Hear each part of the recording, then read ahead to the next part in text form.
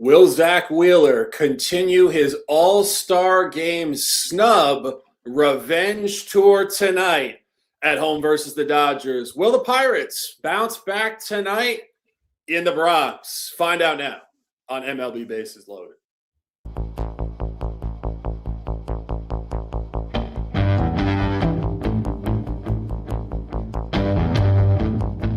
A huge card on slate today. 15-game card. It's us versus the bookies. Bases loaded, high noon. It's going to be a showdown. On a suddenly not so casual Friday, the buy hat is engaged.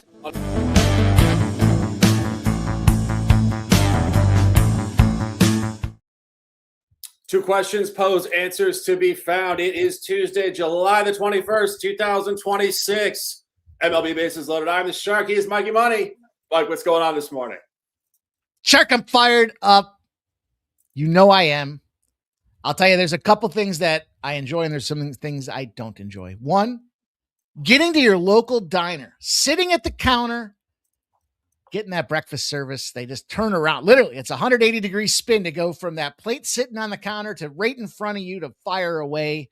And it's hot as can be. It's a great way to start the day with a nice cup of coffee. What fires me up, though, is the disgust, the just absolute disdain that some of these social media cappers have out there with regards to treating you guys fairly and honestly. And what I mean is, I was listening to a show today and they were talking about how we don't do prep. We just know ball. And so we fire from the hip because we don't know what we're going to be talking about.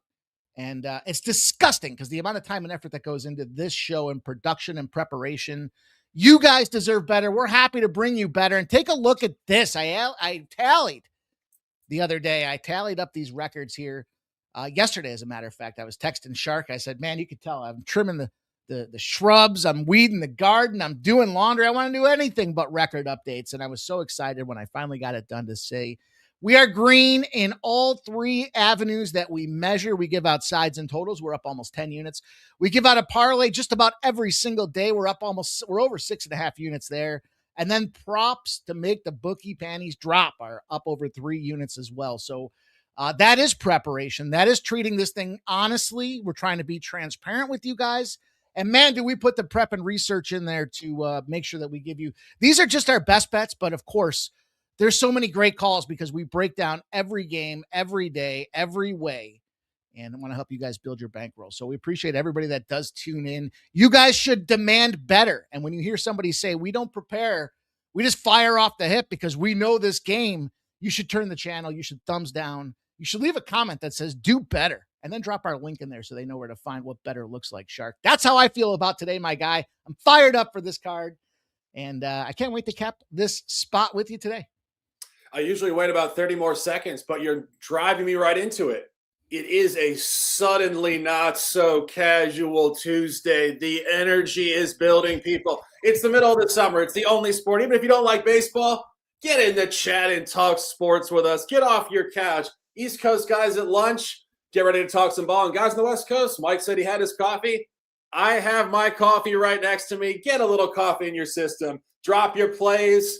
And let's get down to business. Big card in our hands tonight. First Tuesday of the second half. We're going nighttime baseball, going straight back to Philadelphia.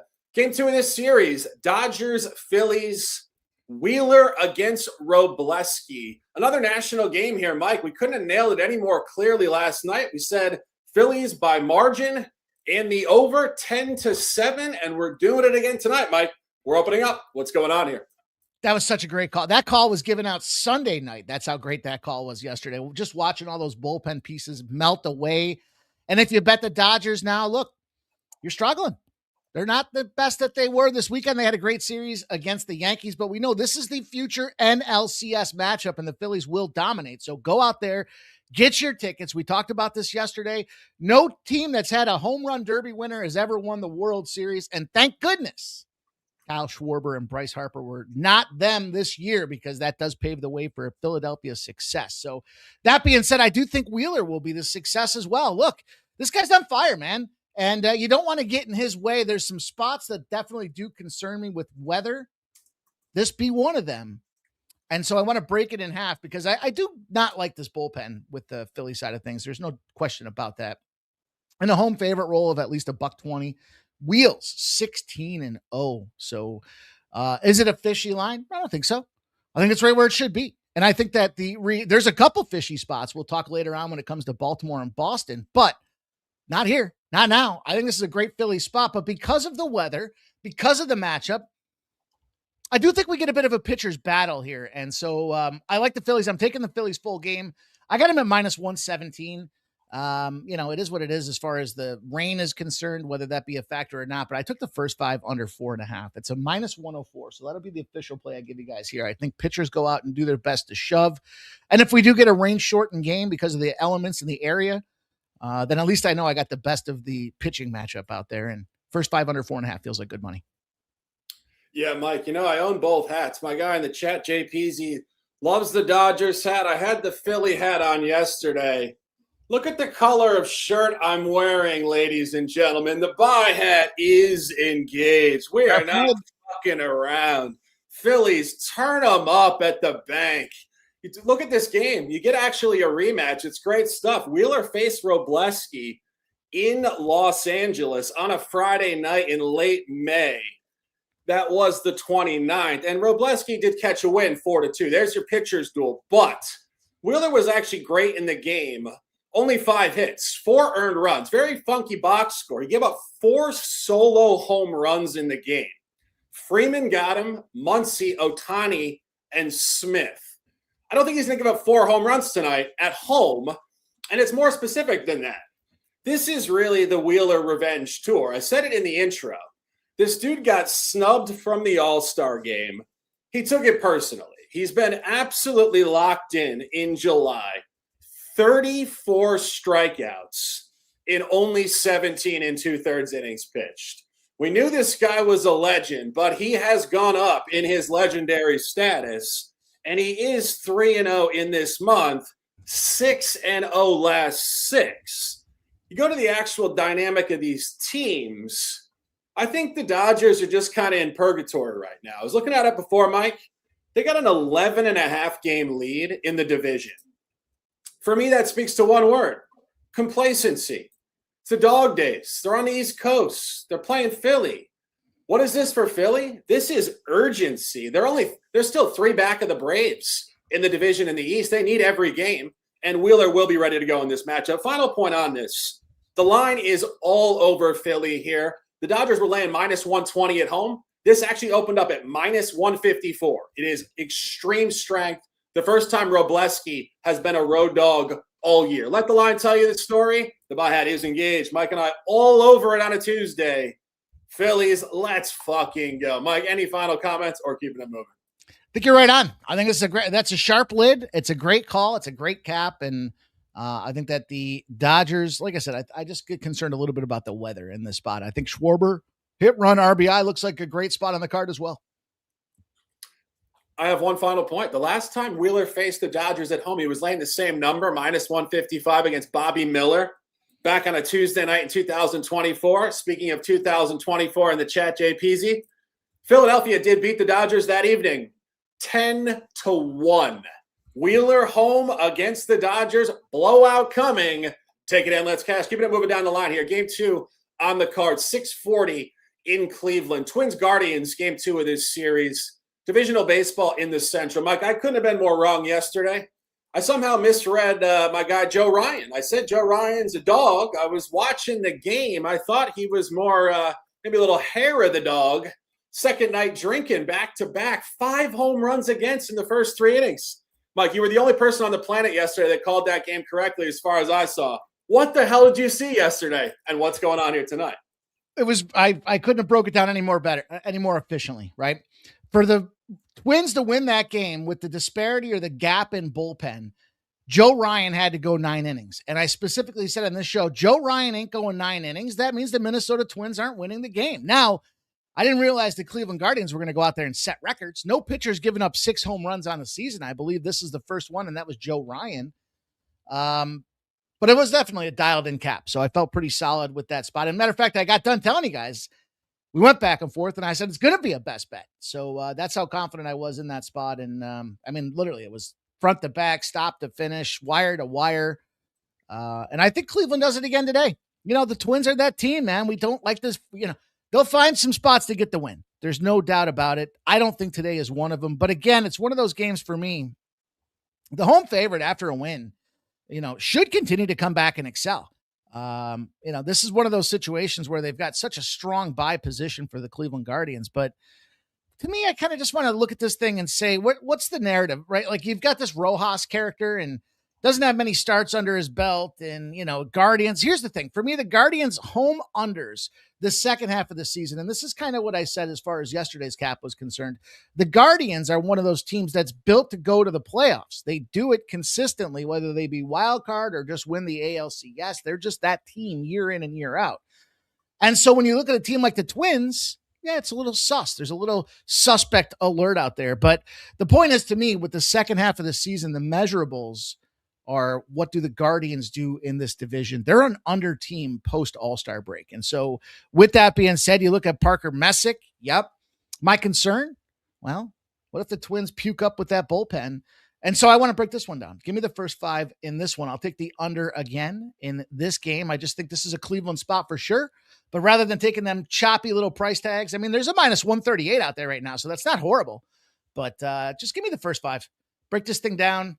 We got the first 5 under 4.5, minus 113. Yeah, I wouldn't disagree. I'm off this series. After seeing Joe Ryan do that last night, I have pretty much booked a vacation for this series.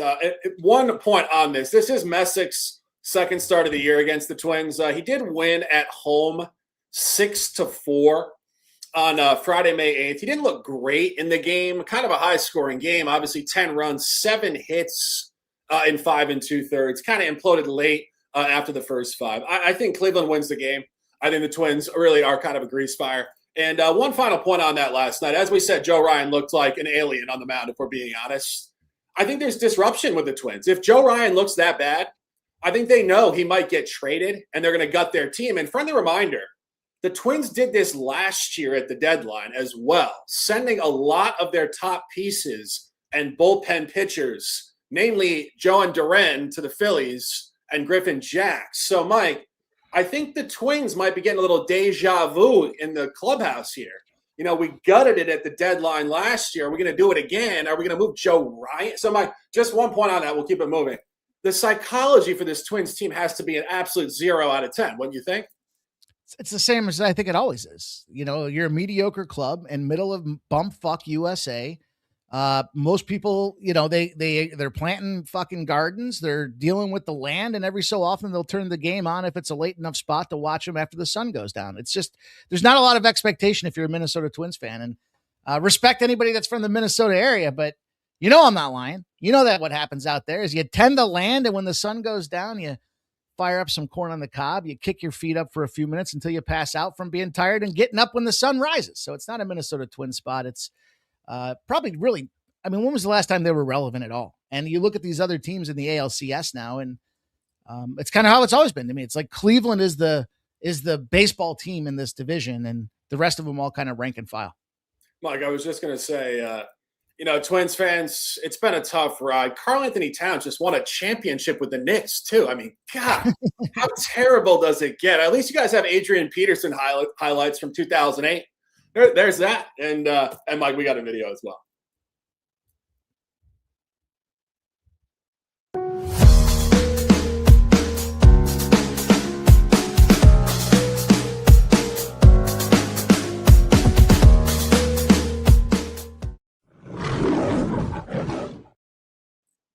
Appreciation is appreciated, guys. Please drop a like on the video right now. We got about 40 likes yesterday, views above 3,500.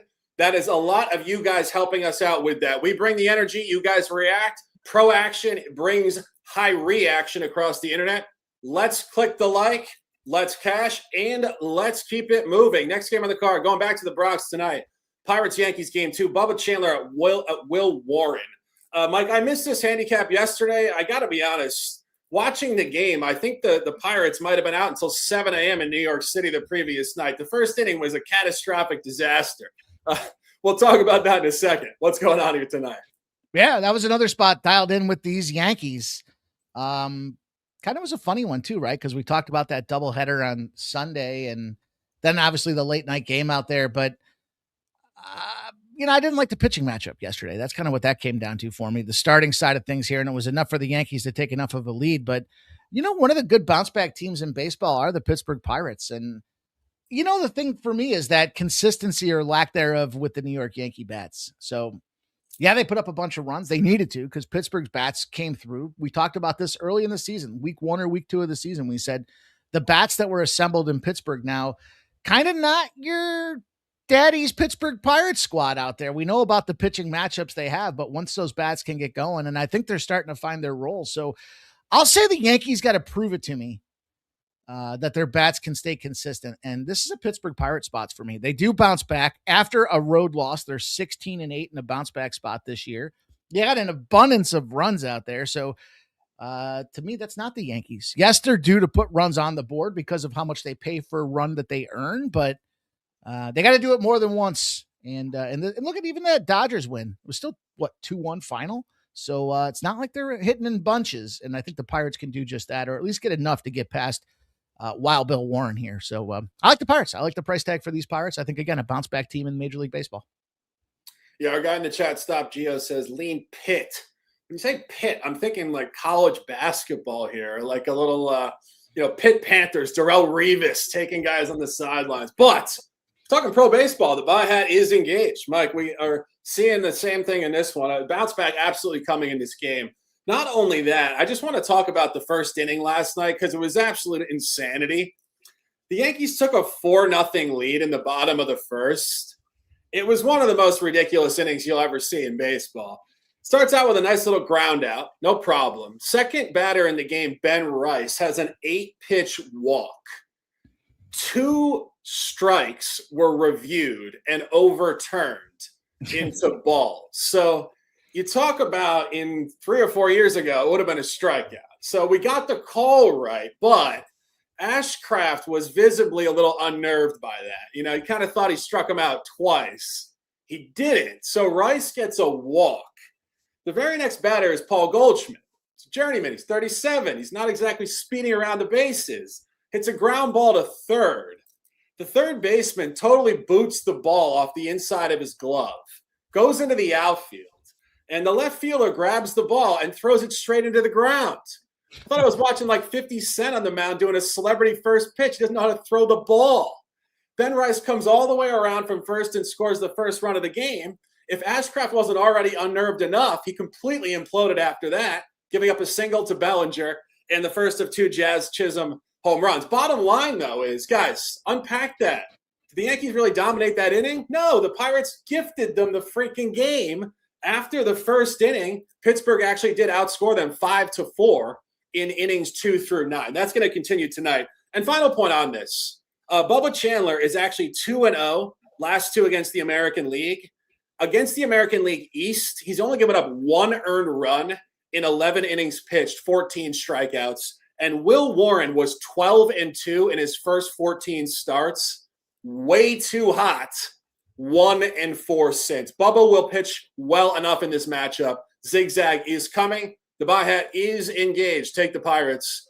And let's cash. Keeping it moving down the line. Next game in the card. I'll go one step further with a little hot take for you guys here. Is Aaron Boone in position to be manager of the year? Listen, Yankees needed him the most. He's sitting there on the bench. His high baseball IQ catches a lot of flack about analytics and everything else that go along with it. But back-to-back games, 2+ calls reviewed, strikeouts awarded, plays reversed, frazzles the pitchers, and the Yankees go on to win back-to-back games off of Aaron Boone showing his candidacy for general manager of the year. How about that hot take? It's a good hot take. Mike, you know who Warren lost to his last home game against a central opponent from the National League for the Reds? No. Andrew Abbott, your guy. Oh, Andy. Abbott went into Yankee Stadium and in a similar line range as a dog, beat Warren 10-2. I think the Pirates could tee off tonight. Great spot. Take the Pirates and let's cash. Keeping it moving here. 7:07 north of the border in Toronto. Game 2, Rays at Blue Jays. Big pitching matchup tonight. Drew Rasmussen at Kevin Gausman. Mike, big pitching matchup. Both pitchers looking actually terrible in recent history. What's going on here tonight? Boy, what a dialed in call yesterday. Some of you guys trying to read lines, looking at it going, man, they're telling you this is minus 165. It's got to be a Blue Jay spot. And I just came back and I said, but how can you fade Nick Martinez, regardless of whether he's due to regress or not?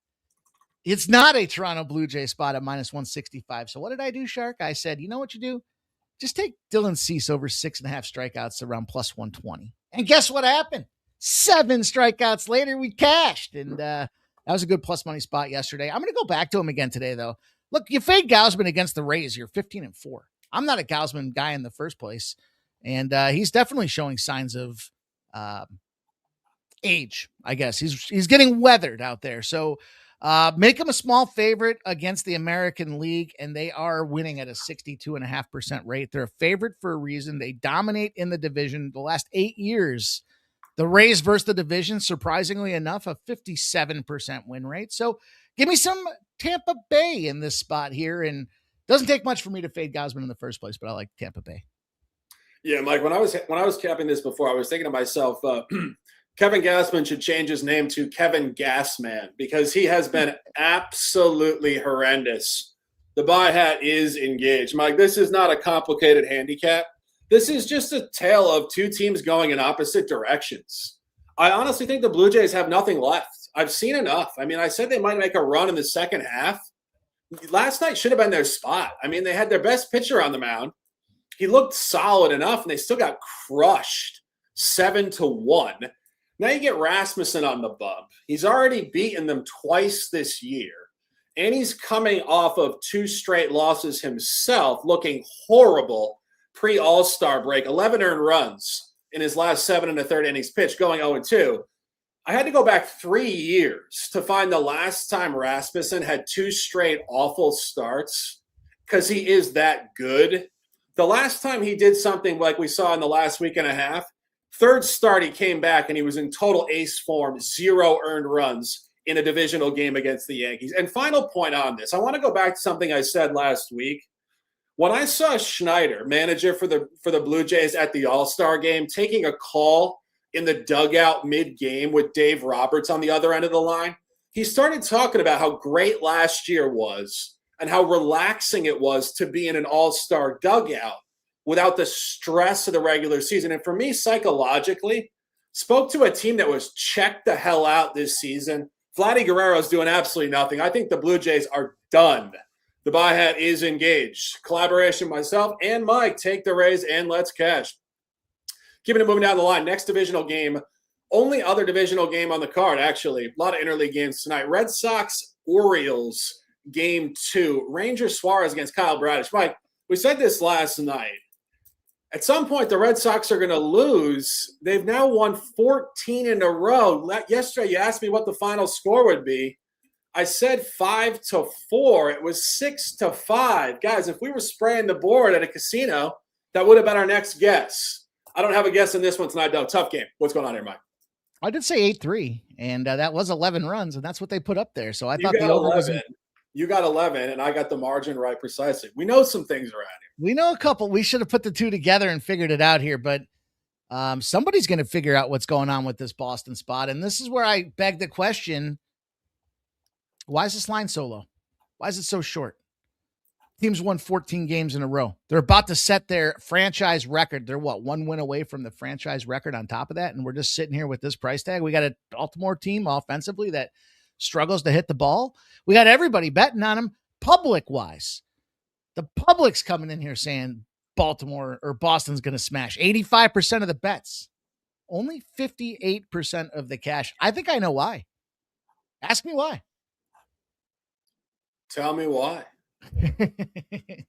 Because no team goes out there and wins 15 in a row. When a team's facing a team on a 14-game win streak, as long as the total's not over a 10, you're a perfect 5-0 fading that win streak out there. I'll take a shot again here today. I thought yesterday was the day. I'll take Baltimore again. 2 days of plus money. I go 1-1. I'm up in this series, and I think it's Definitely Boston, start of the season, I said Toronto ain't even making the playoffs. Literally, first week of the season. Midway point there, last week, I said I think Boston's the team to get hot in the second half. But I am going to be the guy that jumps in on this suspect bats with Baltimore and Bradish here. And I'll take myself a plus 127. Yeah, I'm not on this game. I don't mind the play, though. I do think the Red Sox are due to give one back. And, you saw the game last night. It was very tight, obviously, 6-5. It could have gone either way. So you're kind of in that dispersion window. They're not dominating. It's going to come the other direction. And Suarez is actually coming off the injured list here. 15-day IL, groin injury. Not exactly the environment you're thrilled with buying this guy. And he is 0-1 at home in the division. Did lose to the Yankees early season. I would agree. I think it could come to an end tonight. Not officially on it, but this is the Mikey Money bread and butter special. Fading the obvious. Take the Orioles and let's cash. Next game on the card. Going back to Atlanta tonight, Padres-Braves game 2. Buehler at Lopez. Mike, we tried to buy the Padres last night. One of the more frustrating games on the card. They somehow lost by 1 run. They almost doubled Atlanta in hits and just couldn't get a run across the plate. This is the game 2 of the series, Mike. Can they bounce back tonight? Not sure about the bounce back, but I did give you guys the under in this game yesterday as a best bet. And, easy JP easy, as they say. I mean, 3-2 final, I think. That was another back and forth game. 1-run outcome out there. So you want to take more plus money in those spots than not. You got a lot of people hammering. They got this Lopez cat, man. You got 81% of the bets, 90% of the cash smashing the Braves right now. It is moving in their direction, but I still think that this could be a tricky little spot. A dog on the road after losing the first game of the series does fire back. It's got to be a no rest spot. So you don't want to have like a weather break or some of them weird schedule nuances that we've kind of been fading as we've identified them. But I don't see why Walker Buehler can't come out here and do the same thing again. I really like the under in this spot, but I wouldn't be mad at anybody that wanted to get involved on the Padres train here. You got an under stadium, great bullpens, and suspect hitters. I mean, that's just a recipe for the under 9 for me. Yeah, tough game for me. I have absolutely nothing in this game. I'm looking at Buehler on the road, trying to figure this guy out. His last road start, he lost 23-3 at the Cubs. Not to say he's going to repeat that. It was an absolute disaster, but he's been very much all over the place. Mike, what was the official play on this one? Under 9. Go right back to it. Take the under, guys. I got nothing. For me, it's a blind coin flip.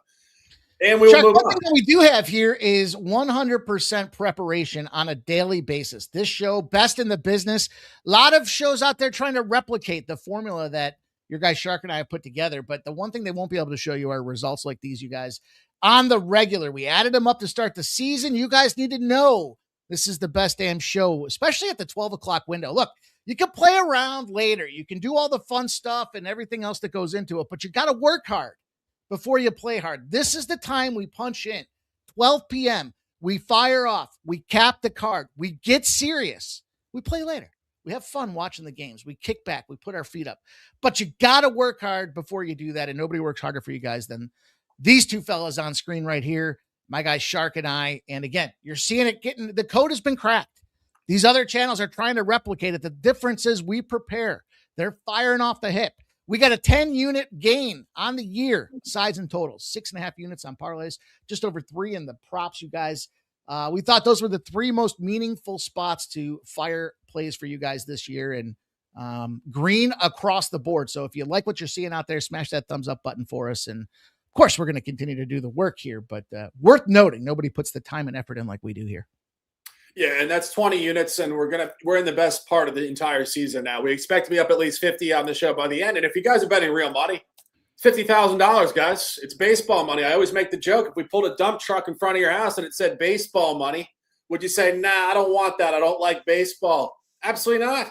Bet the analytics with us. Let's cash in. Let's keep it moving. Next game of the card, we're going back to Milwaukee tonight. Mets-Brewers game 2. Brandon Sproat against Zach Thornton. Funky game last night. I tried to give you guys the under. I didn't realize they were going to pull Mizorowski after 4 innings. Not enthusing to say the least. The game skyrocketed over. Peralta looked awful. Now we get Sproat on the bump, Mike. What's going on here? Man, I took them Mets yesterday, and I paid the price for it. I was down too. I thought this had an under look to it, an under feel. I'll go back to the Mets again, just in a bounce back off a loss. You know, the Mets off the loss, with a total of 8.5 or higher, get 101 games over the last 2 seasons. They're winning at about a 59% clip. And then when you look at Sproat, he doesn't necessarily instill confidence. So, not really a big Mets fan, but I do think they have the pitching edge in this game. And I'll take a shot. I just can't see the Brewers continuing their dominance and the Mets continuing their lackluster ability out there. Not to mention, too much money coming in right now. 85% of the bets, 91% of the cash on the Brewers. It's dropping. They're making it more attractive to bet Milwaukee. Not a spot I want to be involved with here. Again, another one of them spots. I tried plus 190 yesterday. Didn't get there. I'll take plus 127 today. If I get there, profitable in the first 2 games of the series. Yeah, I wouldn't disagree. I'm looking at this guy, Zach Thornton here. Not exactly a lot of data. Looks like he made his major league debut in May. He's actually looked pretty good. He didn't look good on the road, however. Did kind of crater down at Washington. 2 straight home starts, very good. Only 1 earned run in 13 innings at Citi Field. That all being said, Brandon Sproat does have some motivation in this game. He did pitch for the Mets last year. So you have some heads-up revenge dynamic here for Sproat. I don't really have a side in this game, Mike. I don't love the Mets. It's very easy to not love the Mets, if we're being honest. I don't much. I don't love the Mets. I might be getting to the Brewers later this afternoon for the reason that Sproat, I think, will shove against his old team, and Thornton on the road has looked worse. But can you give me one try to see if I can get you over here on this New York Mets side with me? Sure, give me another one. I mean, it's his first season in the bigs, but guess where he was born and raised? Just a few hours down the street in Minnesota. Is Zach Thornton out there? Close to a homecoming out here with these New York Mets in the blue and orange to try to show the hometown fans. The hometown kid is back, and he's going to take it to this best league team in the National League, the Milwaukee Brewers, man. Motivation at a high for Zach Thornton. Come on. Yeah, no, I'm looking at here. He made his major league debut. He took the roster spot for Clay Holmes when Holmes went on the injured list. As much as I like to be convinced of these things, I think Minnesota and Milwaukee might be slightly disconnected. He's not from Green Bay, Wisconsin. He's not hanging out with a Packers hat on, but I will see if I might get to the Brewers. A couple times recently, I've gotten to the Brewers mid-afternoon. Just very good team. They have the best record in baseball. They're a bull market, very well coached, and the Mets are none of that, pretty much. So might get to the Brewers, but we will keep it moving. Next game on the card, going back to the center of the country here. I said this yesterday before we introed this game. I said the game was going to be just an absolute disaster. It kind of was. Mike got it right. KC did walk it off. Neither team looked particularly convincing along the way. Now we get to do it again, Mike. What's going on here? Yeah, I did like the over a little bit yesterday too, and we didn't see that with the hitting conditions. But what I did say was you got a team that's, known to put the ball in the air, and you got another one that's not. And it's pretty much the same cap today with one caveat to it here. If you look at Male, and, as much as Avila may or may not be a guy that strikes fear in the heart of anybody, when you do look at this Male position, it's a fade. The guy's terrible in this spot here. And it comes down to this. We talk about it all the time. When a pitcher goes out there and gives some of his best stuff, you want to fade him the next game. Male is a great example. He goes over 90 pitches. That's kind of the benchmark for a pitcher, is that 90 pitch count. He's 0-9 on the road after that situation. So he went 104, probably one of his longest outs of the season.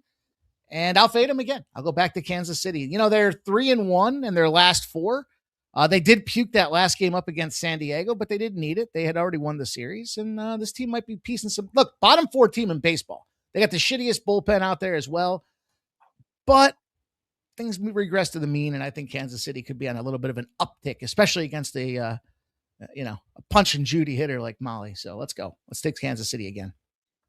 Yeah, I agree. I'm going to be on KC here. When you look at Male, he's been terrible on the road all year. It's his first season pitching for San Francisco. I think he's just in a really funky spot in terms of his calendar. If you go back to actually all the way back to mid-May, his last 7 starts were against the Athletics twice. He faced the Diamondbacks 3 times. And he just faced the Rockies twice. So that's 5 divisional games. and the A's twice, all Western teams as well. So it's always going back off the grid of pro sports, kind of like lifestyle stuff. He's been basically just playing in one environment. It's a complete environmental shift. You got to go back to early season to catch his only start in this portion of the country on the road. It was a game at Cincinnati. It was his worst start of the year. He lost 8-3, 8 earned runs, 4 home runs against, 13 base runners in 4 innings. I think Molly's going to get rocked. And this guy, Avila, high upside pitcher, only home start against the National League. Got to go back to about a week and a half ago. He beat the Phillies heads up 5-2. Only 1 earned run in the game. I think there's a huge pitching edge here to Kansas City. I like Kansas City. So does Mike. Take it in. Let's cash. Keeping it moving down the line. Going back to Texas tonight, Arlington to be precise. White Sox on the road yet again. The tour continues. Noah Schultz at Kumar Rocker. Mike, last night I had the hat on. Fetty DeGrom. Fetty shoved. DeGrom got rocked. Can the White Sox do it again? Yeah, DeGrom was doing all right to start things off. It was just as he kind of does there. It's like the second time, the bottom of the second time and the third time through the rotation, he struggled here. By far, your favorite team to take is the White Sox. Doing the record recap yesterday. Fucking Sox, man. I can't disagree, but you know what I will go to with this game is the over. I think Rocker can get rocked. I talked about this before early in the season. Texas was the under. Now it's become the over. Not one of my favorite spots on the card just because I see the name Rocker and you know how I feel about Schultz. So I'll go to the over in this game. I think an 8.5 is a fair number. It could get to, I think we could see 11, 12 runs and 4-4 game kind of has that feel like a 4-4 going into the 7th inning or so. And somebody puts it over the top and it becomes a, coin flippy situation, but I think we can see 4 runs out of the Sox. I think we can see 4 runs out of the Rangers. And I like the YRFI. We've been cashing YRFIs in Texas fucking all season long, it feels like. So give me the over, 8.5. Yeah, when I had the red shirt on, it was not for this handicap. But guys, you know what the alternate City Connect uniforms are for the White Sox are? They're red and black. It's a little Chicago vibe. 90s Bulls. The buy hat is engaged. Speaking of the 90s Bulls, here's your 2026 White Sox. They're turning up. Big dog status. You saw it yesterday. Absolute blowout. You're going to see it again tonight, Mike. You said it. Kumar Rocker, name fitting. Man made to be rocked. He has been absolutely terrible at home in the last month and a half. He's 0-3 last 3. 16 earned runs in 13 1/3 innings pitched. 20 hits. 6 home runs. It's batting practice. And his last 2 home starts against the Central Division from the American League, he lost by margin both. Got crushed against the Twins, 12-2. And Zebby Matthews, high upside young pitcher similar to Noah Schultz, and got rocked against Detroit. And you just look at the White Sox here, Mike. I wrote this down earlier when I was capping it, and I went back to what I said yesterday. It's like when you see the Oklahoma City Thunder come from absolutely nothing to the championship in 4 years. The White Sox might win the title next year, guys. They're that freaking good. Hot take alert, but maybe not. You're going to book it here because you're going to see it in the fall of 2027. That all being said, the run differential is absolutely egregious in this spot. The White Sox are now 90 runs better than the 500 Rangers. You want to sell the Rangers, you want to sell Rocker. And Schultz has performed very well. Road start 1 off a home start as an underdog. 2-0 in this spot, both at Western opponents. It's an absolutely elite handicap. The buy hat is engaged. Guys, when we find teams like this, we buy them because they are rare to find sustained buy low markets that turn into extreme bull markets. 90s Bulls colors, bull market White Sox. Take it and let's cash. Keeping it moving down the line here. Going back to Chicago tonight, Tigers-Cubs game 2. Valdez at Peterson. Crazy one last night. Tigers got him in extras 8-6. The over did hit. We love to see that. Now we get a funky pitching matchup here, Mike. What's going on in this game? Yeah, I'm going to take the under in this spot. I don't like Peterson. he's a fade spot here. Peterson's got himself in a nice little 0-7 fade. If he didn't give up more than 2 runs his last start, but I kind of look at that and say, well, rather than trying to get involved in that business here, I know that the Tigers like to let up a run early. They like to blow the first 5, and then the game still squeezes in on the under. So yesterday was a little bit of an anomaly, but there was elements that we talked about with the weather supporting it. Today, I think I can go the other way. Today, I think we can get to the under 8. So it's moving its way down. We're seeing 8.5s have moved to 8s. Even starting to see some favorable 7.5s at plus 113 on Kalshi, but I'll take the under 8 at minus 108 for this Cubs game. Yeah, it's a tough game for me. When you look at the situation here with Peterson, only 1 home start with the Cubs. He was abysmal. 10 earned runs against the Cardinals. But key point, that was a divisional start. It was also a Friday afternoon start at 2:20. This is not that. This is normal time on a Tuesday night. Tough game. Mike, I could see the Cubs pushing back here. I think Peterson will improve. Valdez will pitch reasonably well as well. That's why the under is a good look as well. I think the under is the best look in this game. And I do think the Cubs probably push back. Tough game. Take the under and let's cash. Keeping it moving down the line here. 8-10 in Houston. Marlins at Astros game 2. Phillips at Imai. Mike, really interesting conversation here. You gave the Astros yesterday. After the show, I capped it myself in more detail. I also had the Astros. The Marlins have now lost 7 straight games. Do they push back here tonight? No. It's another Houston spot out there. Everyone's going to back Phillips because of his numbers, and he's a world beater, and he's doing all the right things out there. But they're Miami's not built to be in the position they were in. Way too hot, way too soon. And yeah, listen, in Phillips, you're 10-3 in this guy's starts, so you got to respect it. He's been doing all right out there, and the Astros have yet to been able to back up runs, but they started so damn sluggish in the season here, as expected with a team that runs deep. If the home favorite wins game 1 of a series, they do fire back 63% of the time they find themselves in a winning situation with this formula right now. And look, from a Tatsuyama Imai position, if this guy's, somewhere beyond a minus 110, 8-2 in those starts as well. So I'm going to take Houston. I think they got a little battle on their hands here. I don't know about the total. I was kind of thinking the under from a total perspective in this game here, but rather than kind of monkeying around with all that, just give me a spot here with the Astros to fire back again. Let everybody go back out there and bang away. 67% of the public. Listen, that's on the run line. I think this is a good spot. I think you're catching a fair price. The number is coming down with respect. It was plus 116. It's now plus 108, but let that be a lesson. This team that was red hot, the hottest team going into the All-Star break, opened up as a pretty sizable dog, and it's just getting cheaper to bet them right now. So in this case, I'll take this more favorable price with the Astros at minus 117. Yeah, I wouldn't disagree. Tough game for me here. I agree with everything you said. That's why I got to the Astros yesterday. Similar line. My only hesitation here is Imai. The guy is very unpredictable. And coming off the All-Star break, we don't really know what this guy was doing.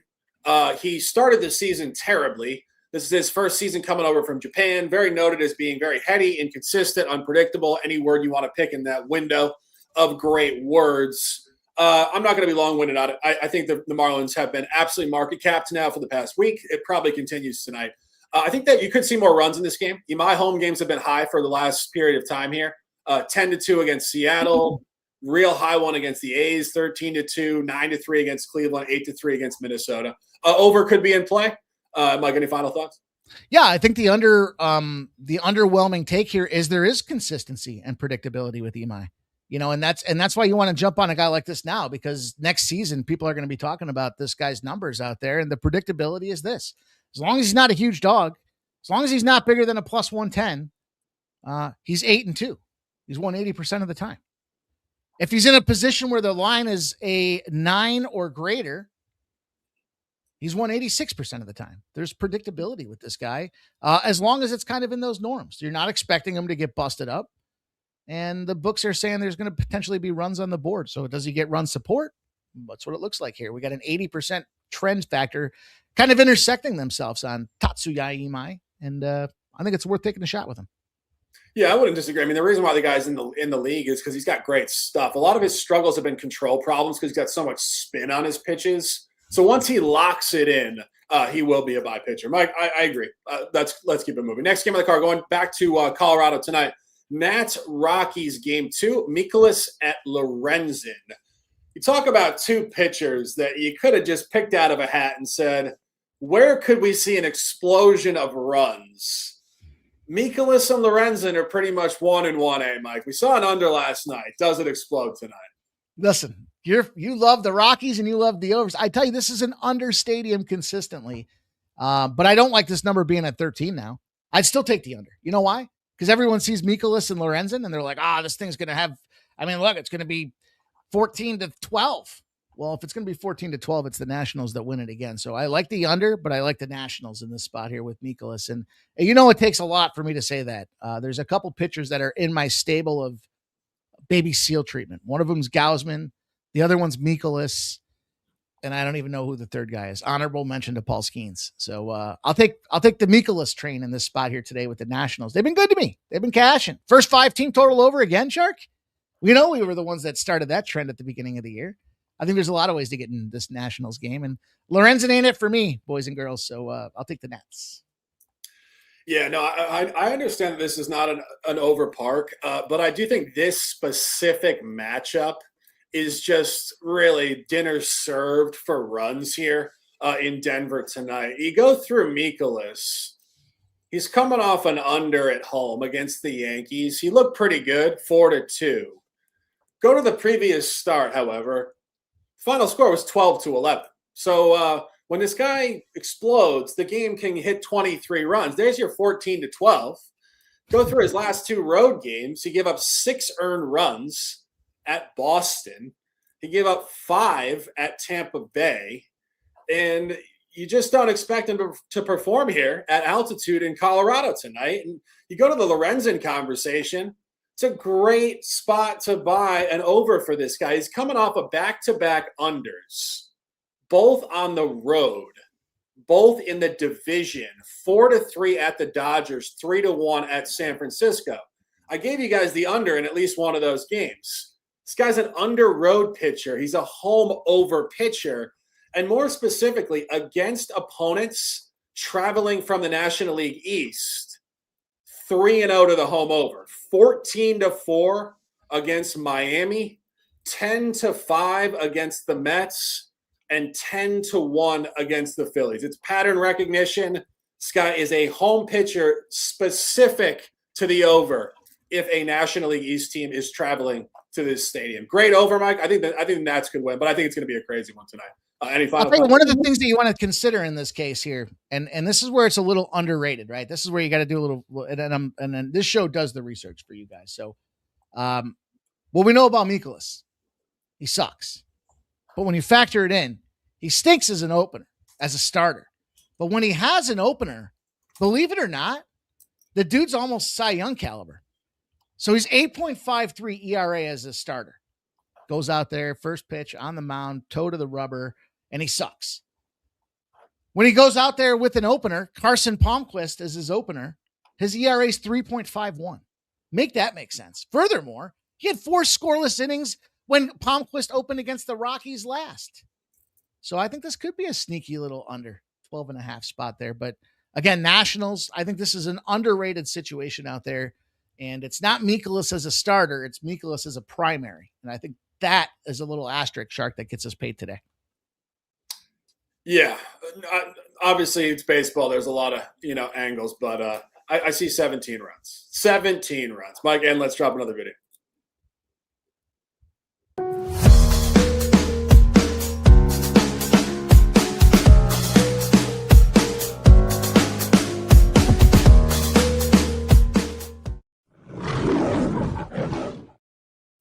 If you guys haven't dropped a like yet, you had about a half an hour in between. It's the second half of the show. Drop a like right now. We appreciate it immensely.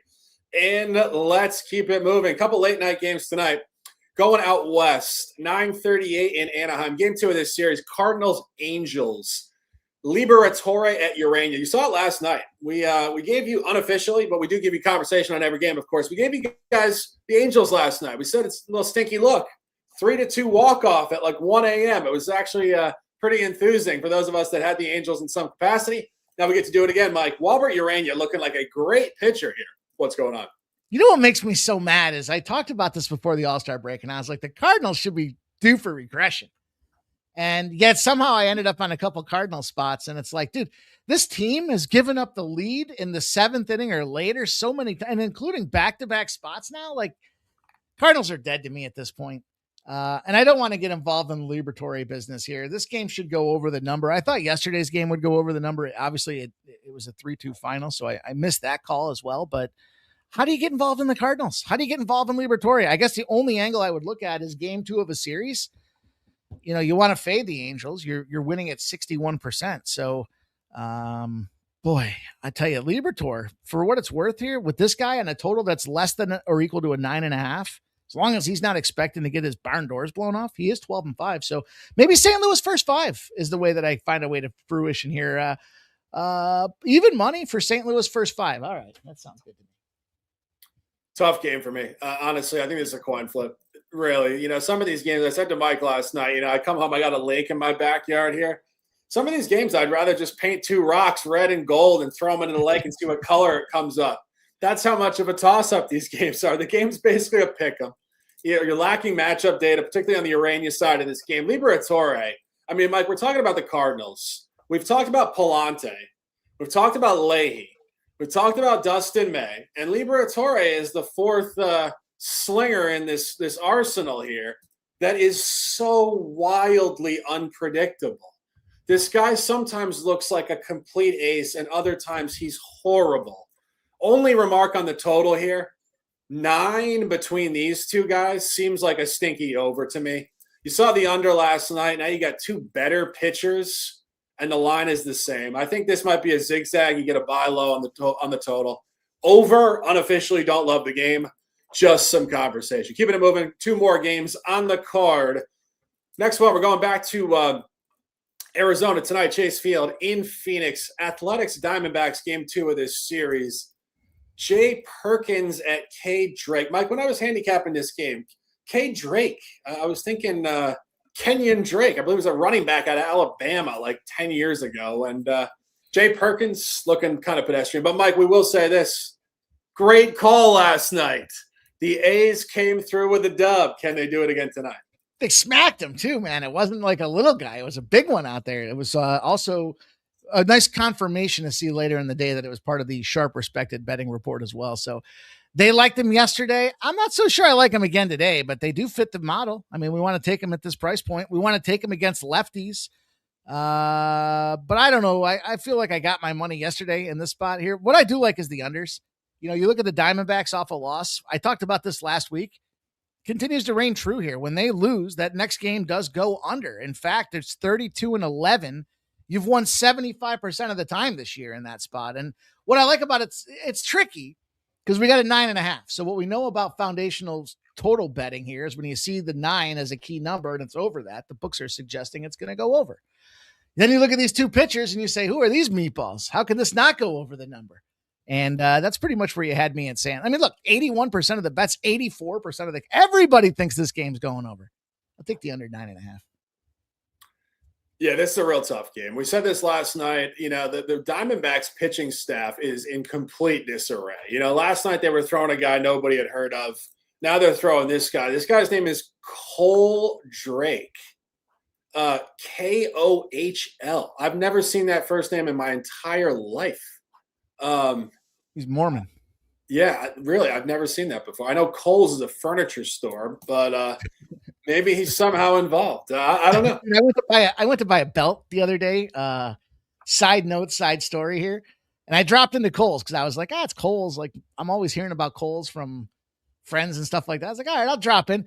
Fucking belt was like $45. I was like, what are we doing here? I'm not looking to whip some female behind with this thing. I'm just trying to keep it around.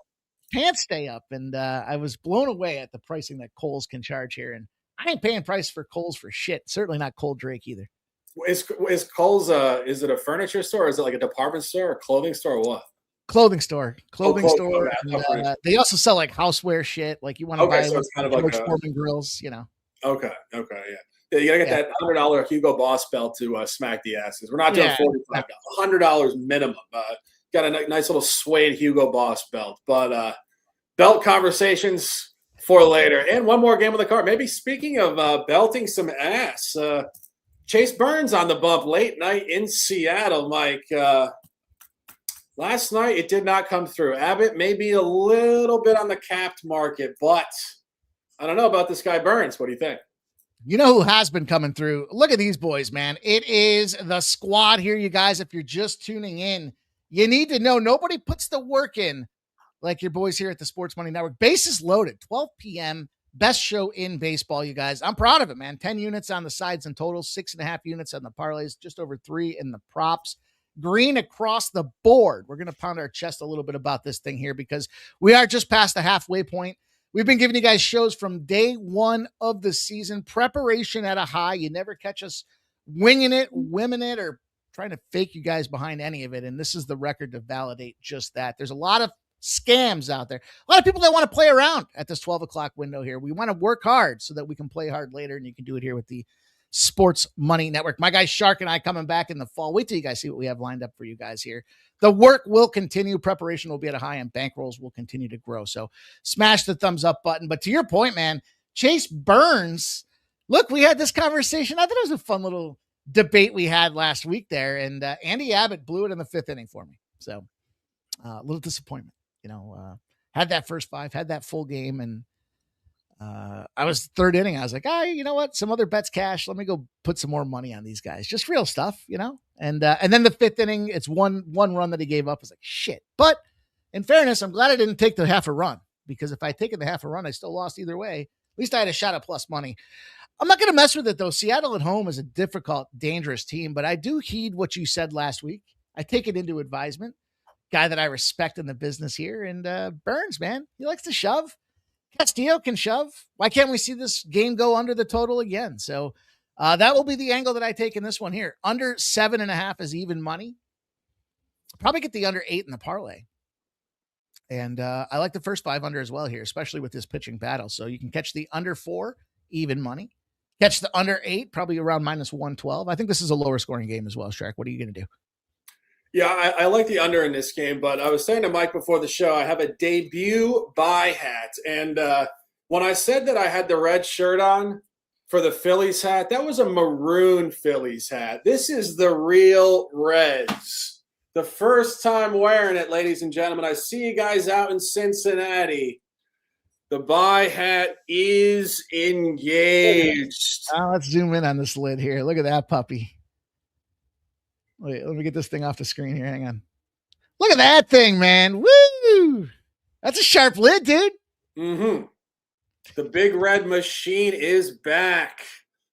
And we're taking Chase Burns. When I was capping this before, I was thinking to myself, it's about damn time we get somebody we can really rely on with the Reds. This guy is an absolute ace. His numbers are, flat out impeccable.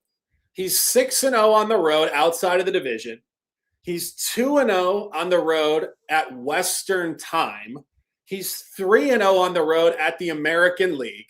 He's good in matinees, on weekdays, weekends, and night games. This guy has a totally sustained by element. Mike, we're talking about some of these pitchers that fall apart. He never falls apart. And part of it is because he grew up overseas.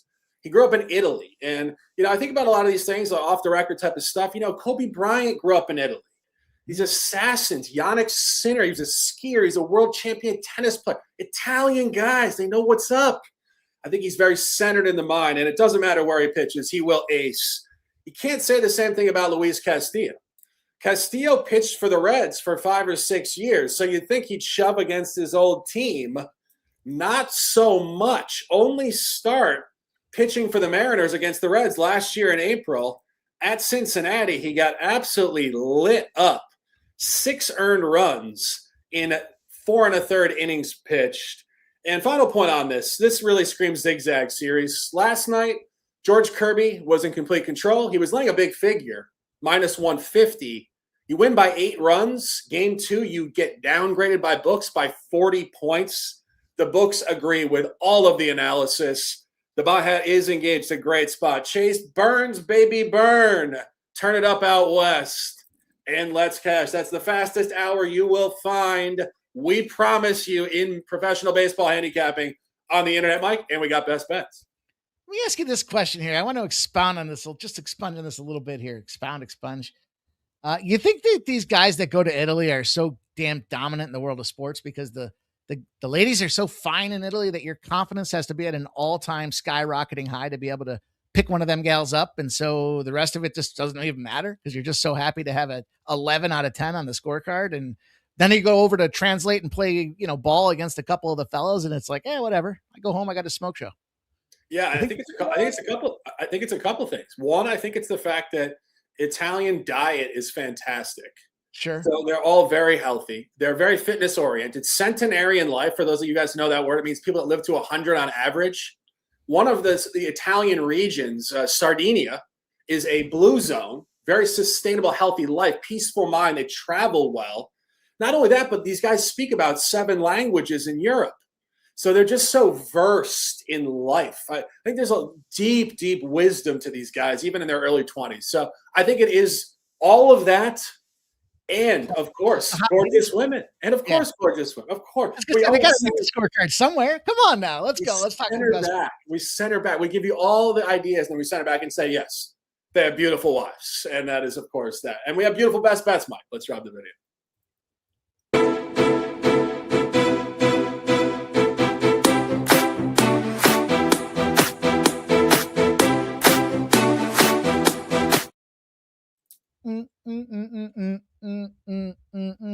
I'm ready, man. I'm fired up. I feel like I am in the arena. I don't know what I'm going to do for the next 5 hours while I wait for these games to start. As I said yesterday, I'm going to go Phillies first 5 under 4.5 minus 104. And I'll do the same thing with Cleveland first 5 under 4.5 minus 113. Pirates plus 122. I go under 8 in that Cubs game. And I'll take the Nationals. I'm going to take the Nationals minus 104. And then Cincinnati under 8. That's going to be like minus 115. All right. I'll give you guys all the buy hats. I got the Phillies minus 113. Pirates plus 122. Did you give that one? Yep. Okay. That's a collab. Did you give the Rays? No. Rays minus 104. Royals plus 100. White Sox plus 113. And, of course, the buy hat is engaged. Cincinnati Reds, the debut hat. It is a beautiful print. It's actually a really cool hat, too. It's kind of like a little, like a throwback mesh hat. I like these hats. Chase Burns, I see you, my dude. And I appreciate my guy in the chat saying that Shark has eloquent knowledge. Guys, I will say this. The handicap sports at a really high level, it really is high lifestyle stuff. The awareness of life leads you to the center point of handicapping. I appreciate that comment, Mike. And let's do a parlay. Okay. How about we go with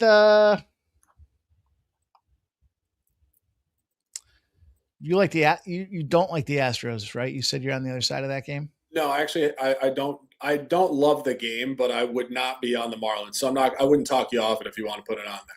All right, let's go with Houston. Can I get you on Baltimore? Can we fade that big streak?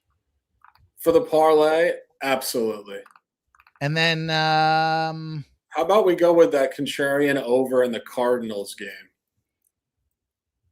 Over 9? It's getting steamed up as we speak to 9.5 as well. So somebody knows something there too. All right. So we got Houston, Baltimore, and St. Louis over 9, right? Let me take a look at this. Houston, Baltimore, and St. Louis over 9. It's a plus 570. I like it. That's the way we're going to close the show, my man. Great stuff as always. I appreciate you for being prepared. Never coming in here saying, well, I never look at the card. I don't know what we're going to talk about today. What do you mean you don't know what we're going to talk about? 15-game card. But preparation's always at a high. Professionalism with you, my friend, is always at a high. And I always enjoy talking shop with you. So good luck as you break it down like a pound today, man. Tell them what's up and where they can find you. Yeah, likewise. It's a pleasure doing the work every day. And, we do it 5 days a week. We would do it 7 if we had the energy. Sometimes a nice little break brings us better energy in the early week here. And, of course, great energy on a Tuesday. Tuesday often a flat day. I say Tuesdays trend upward because when you believe it first, you make it happen in the actions of your life. And speaking of action, guys, please keep it clean with your bankroll management. You never want a random game to dust you off for a week, because there is variance in baseball. We will be back tomorrow for the Wednesday show. That is it for this one. MLB Bases Loaded, the Tuesday edition, July the 21st, 2026. For Mike, I'm the Shark. Stay fast, stay strong, stay disciplined, and let's dominate. I'm like an addict, do I gotta have it. I ain't even playing, got a really bad habit. If it moves, gotta grab it. Fuse like a magnet, lose, won't have it till I'm doomed in a casket. I ain't playing, got a weird mind. If you work 8 hours, I'ma work 9. If the shit tastes sour, you should taste mine.